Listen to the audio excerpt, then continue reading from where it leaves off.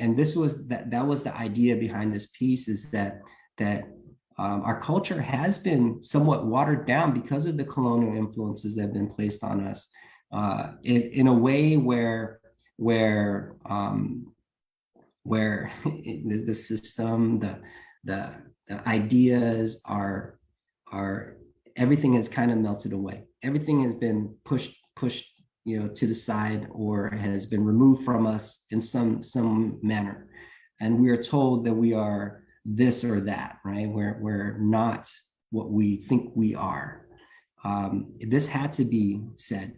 This is a message that needed to be said, that although you may think we're watered down, we're still strong and resilient. We're still there holding our fist up and trying to fight whatever you throw at us, whatever we're experiencing, that we're still here. We're still going to stand here straight and strong with two fists up.